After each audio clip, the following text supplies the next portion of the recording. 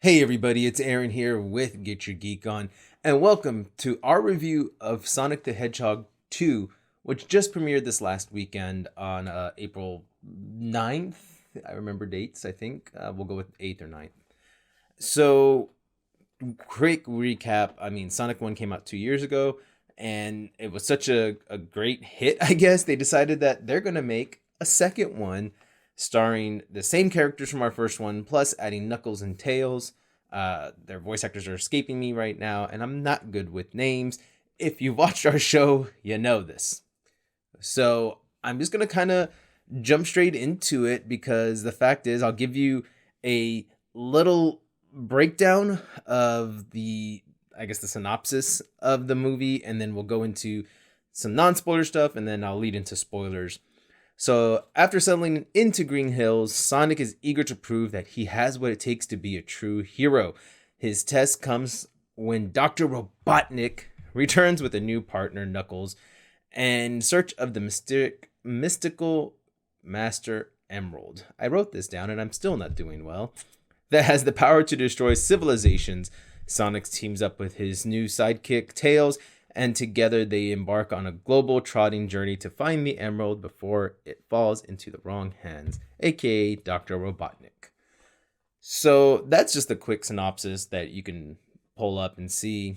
And the movie is just that. So right away we get some action with Sonic stopping a bank robbery and not doing a great job of it. I mean, this is like giving a sidekick kid, so we're gonna say like Bucky Barnes, or you can even say any of the Robins when they're kids, the keys to the city, but not training them how to use it. So all this power, all this, I guess you could say responsibility in their head, but not knowing how to utilize it and how to protect anyone. I mean, Sonic has all his powers, and the only way he could stop the bank robbery is to completely disassemble the truck and almost kill a couple kids and some people, bystanders, and destroy a city block. And that was the only way he was able to stop it. Probably would have been better just to let the bad guys get away. So we move on to the touching moment of the movie where we have the I forget the guy in the first one who plays what's his name? Gosh, you think I would have all this written down? James Marsden. I hope I pronounced that right. Who plays Tom Wachowski, and of course his wife returns, Tika Sumpter. I apologize if I'm butchering y'all's names. Who plays Mrs. Wachowski. So we get the touching moment of them talking to, or he's talking to Sonic, and tells him basically, when the time comes, you'll know it. You can't force it to happen. And, gives that word of encouragement that we'll see coming on later in the film. And it zooms pretty quick into what's going to happen. They have their talk. We move on to them leaving to Hawaii to go and attend his sister-in-law's wedding. Sonic stays behind with the puppy and is essentially the man of the house and is going to take care of everything. We get the montage that we always get of the kid having fun in this house unsupervised. We see that in every 90s film, I feel like, in early 2000s. And it's still funny because it's, again, Sonic being Sonic, using the rings to get snacks and, having an inside pool, all this stuff. And moving along, we get a couple of shots of what's happening in Hawaii with the wedding, the preparations for the wedding. And then we move straight into Dr. Robotnik. Dr. Robotnik is on the Mushroom Planet, essentially uses Sonic's quill that he has to try to summon people to help him, and ends up meeting Knuckles and gets off that planet, comes to Earth, and immediately starts fighting Sonic. And so Dr. Eggman and Knuckles versus Sonic kind of fight. Tails was looking for Sonic, is able to find him and rescues him. And that's basically where our story goes. It goes on the adventures of Sonic and Tails, realizing what this Master Emerald is that Knuckles is looking for. Dr. Eggman already, it's a plot that we see coming a mile and a half away, and they even comment in it too that it is a plot point that is seen a mile away. And he's planning to already get this Master Emerald, or essentially, if you know the lore, it's the Chaos Emeralds put together and make the Master Emerald. And so we get the fights back and forth. Knuckles and Sonic kind of going at it. Tails and Dr. Eggman, they're all going to try to get this Master Emerald. And we see a couple of scenes where Knuckles is starting to second guess his team up with Dr. Eggman. And we start seeing more of him, like, why is Sonic, essentially the good guy? Because he's kind of like, I don't know how I feel like about my new partnership, because maybe this guy is not as good as he says he is. Maybe he's really the villain in all of this, and he's getting that what's that word? I guess he's getting that doubt. We do get Stone again, who's running a coffee bean shop, or coffee cafe or something, and he's been waiting for Dr. Eggman to come back, who he does come back, and we have all of our villains together now. We have Dr. Eggman, Stone, and Knuckles all working together to find this Master Emerald for Eggman. And again, Knuckles is trying to find it for himself. Eggman and Stone are trying to find it for Eggman. And we're going from there. Like, okay, what's going to happen? What's the next step?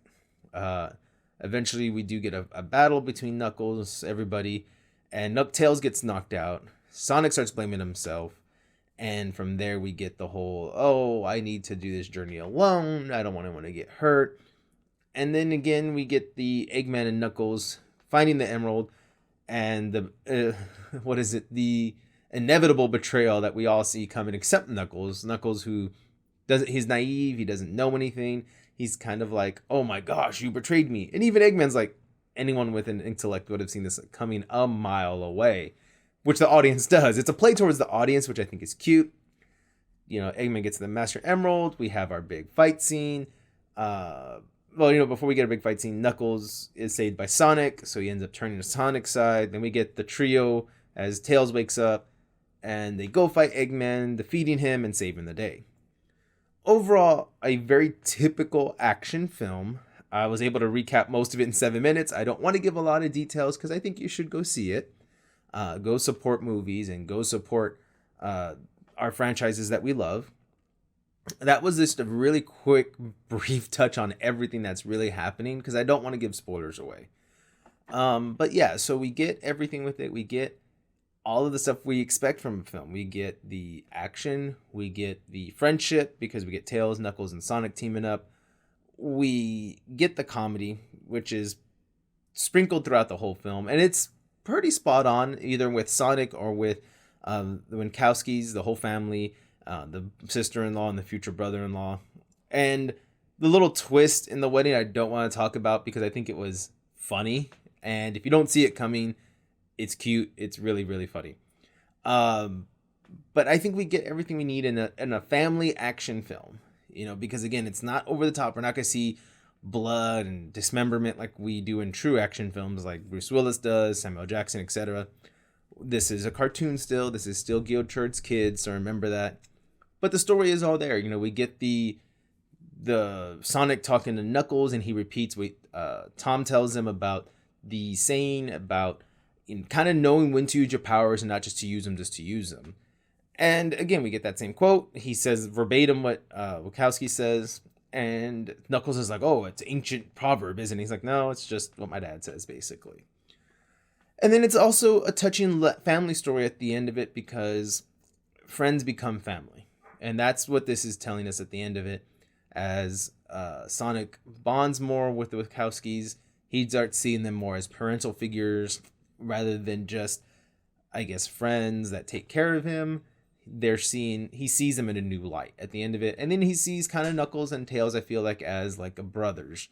And maybe even if it's just brother in arms, because they've vowed now to protect the Master Emerald. They're going to make sure it doesn't fall into the wrong hands. So overall, I wanted to keep this part short of just the synopsis and a little bit of conversation about it to a minimum, so you can just watch this and go if you're ready to go. And my rating, again, I'm going to do 1 through 10 like me and Robert normally do. Robert hasn't seen this film, so he's not here, by the way, as you can see. Maybe I'll put a picture right there of him so y'all can see him and be like, oh, there's Robert. But all in all, I would give this film a solid 7. Now, the reasons I don't. 1, the story does sometimes lack. It is very two-dimensional story. You see it coming a mile away. You know how it's going to play out, and it's very predictable. Which, again, this film isn't supposed to be making you think. It's supposed to be a popcorn flick where you just sit down. Here's my blue hedgehog speeding away, beating up Eggman, and saving the day. That's exactly what it is. And it fits that. That's why I'm giving it a 7. There were a couple of parts, I guess the CGI or the graphics looked off to me. And that really did, it was enough to pull me out.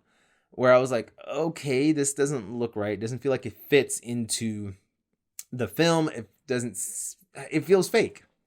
And I don't like that. I like it for that realism. And this is where I come back to. I wish they would do more CGI mixed with the animatronics, because that gives you a better feel, I think, and it makes it give that more realism. The other reason, again, Jim Carrey, I love his work, but I feel like Sonic 1 we got 50% Jim Carrey, and this one was more 100% Jim Carrey, just over the top. They explain why it happens that way, because he's trapped on this mushroom planet. He kind of goes crazy, which gives us this obsession of his and this psychotic side of him. But again, I don't want 100% Jim Carrey. I like when it's 50% Jim Carrey, because, and I mean, let me rephrase, by 50%, I mean, we're not getting like Cable Man Jim Carrey. We're not getting The Mask Jim Carrey. We're not getting Ace Ventura, where it feels like those were like, Jim Carrey, go be Jim Carrey. Be funny, be that over-the-top guy that we need. And I feel the Sonic was like, hey, we want 50% of all of that. This one, it was like, go ahead and be you. Be Jim Carrey. And those scenes kind of stole it, because he is such a good comedian. He is so funny and so sarcastic.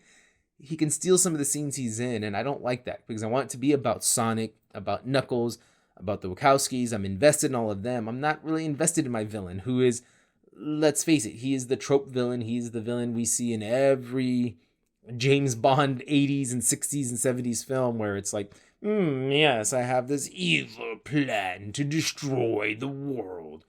It's on the floppy disk. But, I don't need that.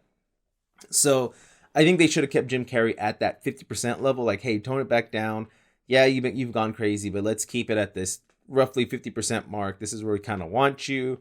And this is where we want to leave you. Or maybe even make him be a more serious villain now. Like, you know what? He went crazy, but so crazy he went sane. And then have those maybe explicit moments where he's like, oh, I'm evil. I'm going crazy, because he's an obsession over Sonic. That would have made sense to me. But yeah, that's why I gave it a 7, because I think we need to bring Jim Carrey down. We need to upgrade some of the graphics, the way it looked. They should have taken a little more time making Sonic look right, Tails, Knuckles, and a few other things. Like I said, if you watch it and pay attention, you'll see a couple moments where it's like, that's a little off. So that's it. So if you just wanted the review and the score, 7 out of 10, go watch it. Still a good, cute film. Bring your family. Make sure, if you have kids, definitely bring the kids. My kiddo loved it, which is why I went to go see it. So go see it for yourself. Now for the spoiler side of it. So if you're still here and you're like, I don't care about spoilers, Aaron, let me hear them. Here we go. And I'm going to start with the end credit. This was exciting for me as a Sonic fan over the last, 12 years, 13 years. I started playing Sonic on the Dreamcast, to be honest. I didn't have a Genesis or any of the Sega's consoles until Sega Dreamcast. And I love this villain that they brought out. They hint at the very end, Dr. Robotnik's destroyed. The robot's been destroyed. They knock it over. It's like a 700-foot drop for Robotnik, because he's out in the open, because Sonic basically cut off the top, and he pushes him over. And when the robot falls, you assume Eggman's dead, because there's no way he could have survived that. They're talking about the Gun, who is our military group watching over everything. They are like, we can't find his body. We don't know where he went. So it leads into that they could bring him back for a third film, but Jim Carrey has stated he is retired and only going to come back if a script is basically written in gold, and he loves it. In other words, I feel like he's looking for an Oscar-winning script, and that's probably what he wants, which is okay. I mean, the guy's been acting for years and deserves to try to get something Oscar-nominated to where he can finally get something and show it off. Let's face it, this man deserves it. He's a great actor, great comedian. I love your serious roles, Jim Carrey. So if you somehow hear this, I loved you in Eternal Sunshine of the Spotless Mind. I loved you in Number 23. So if you're looking for something like that, I hope you find it. But But sidebar to all of that, I'm sorry. We get a glimpse of our new villain. They talk about a site that hasn't been touched in 50 years. They find it, though, after digging through Eggman's records. And we see a pod come up, and they mention about a genetic, I think they were talking about genetics, and we hear codename Shadow. And we see Shadow come out. I love Shadow. I thought he was such a cool character. Basically an anti-hero, an anti-Sonic kind of thing. And just as fast as Sonic, just as strong, and maybe even just as smart, but doesn't mind killing everybody because he uses guns, even in one of the video games. I loved it. I love that we're getting more villains because we don't stick with Eggman. We're getting, hey, we may see a movie about Sonic versus Shadow, and I would be okay with that. I would be 100% okay seeing that fight and seeing where they could go with it. The other thing, too, the other spoilers, of course, is the wedding's a fake between the sister and brother-in-law, and Gunn was really trying to capture Sonic, and they were infiltrating the Wachowskis, and they did, and that whole part was kind of funny, especially the montage of them breaking Sonic out, and Tom and the sisters are fighting all these guys. That was a fun part to me. So I really think that was cool. I loved seeing, and I call it, like I see it, Super Saiyan Sonic. And by Super Saiyan Sonic, if you've never played the video games, then you have no idea what I'm talking about. But when Sonic collects all the Chaos Emeralds and gets the Mastered Emerald, he absorbs all of the power and basically goes Super Saiyan. He turns yellow. He is basically the level of a god. And in this film, they talk about that the emeralds can make every thought you want into reality. So the cute part of it all is after he defeats Eggman, he wishes for a chili dog. So he eats a chili dog and he wishes some for everybody kind of thing. So that was kind of a cute moment. But I loved seeing Supersonic on the screen, seeing that beautiful golden yellow color, and he's super powerful. He's so over the top. He is so strong that no matter what Robotnik's doing, he can't defeat him. Like he's in another level. He's at that god level now. And then he gives up the power because he says, I'm still a kid. I'm still learning who I am, which is what this whole movie is talking about. Stay a kid. Don't grow up. Be a kid as long as you can. And I think that's a beautiful lesson for all of our kids to hear, is just to stay a kid, and I think that was perfect for this film. The other plot twist, of course, I guess, is that they talk about the multiverse. It's thrown there in about 2 lines. Robotnik says it once, and I believe Knuckles comments on it once. But the reason I want to talk about it is there were rumors they're going to try to interlace all these worlds together. Possibly Detective Pikachu, Sonic, and they're supposedly wanting to make a Mario type movie and linking these movies together, and maybe even a DK and other films, and then creating their own, like, I guess you could say, Nintendo verse or Nintendo Sega verse, maybe is the best way to put it, as Nintendo owns Pokemon, but I think Sega still owns Sonic, but Nintendo owns the rights for Sonic for Sega. I don't remember how that works. Go check my gaming podcast for all that stuff. But yeah, I don't know if they're leading into that because they comment a couple of times on the multiverse. We know Eggman was on the Mushroom Planet, which some of us are thinking it's supposed to be the Mushroom Kingdom, and that Mario is there. He's just maybe on a different side of the planet. That's maybe not, I guess, kind of like think of it as the rainforest. He's in the rainforest on the Earth, and it's just uncharted for him because he doesn't know what to do. So I don't know. I don't know where they're putting all of that, but that's the rumors, is that they're leading up to this. And we get sprinkles, if they are, of that throughout this film. Okay, that's fine by me, but I don't know if I like that idea. I don't know if I want to see a Sonic, Mario, and Pikachu at the Olympics. Gaming reference, if you know what I mean. But I don't know. I don't know if they're going for that, but that kind of was in the back of my mind when I heard those couple of lines. Stone, for me personally, also was a wasted character. He is just obsessed with Eggman. He's so dumb, so over the top, like an obsessed fan kind of thing, and I don't like him. I didn't like him in the first one that much, and I really, really don't like him in the second one. I did think it was a cute throwaway when Robotnik builds this giant robot that does feel like the video game stuff. That was spot on. It looked like a giant Eggman. And that was cute. It was spot on. We hit it perfectly. And in there, he's telling Stone, you shoot the missiles. And he's like, I don't know how to do this. And he's like, did you read the manual? Let me do it. And then later on, we see Stone launching something else. And Eggman's like, oh, I didn't know it did that. He's like, I read the manual. And he pulls out a manual and says Sega Robotnik. And I was like, okay, that's cool. I like that. So little stuff like that they sprinkled in of the video game stuff that we were able to get and enjoy. And I like that aspect that we got that.